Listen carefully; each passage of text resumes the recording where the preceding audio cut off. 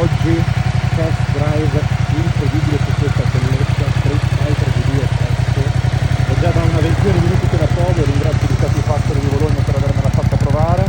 Sto chiaramente valutando se va bene questa o il V4S, che proveremo fra pochissimo. Intanto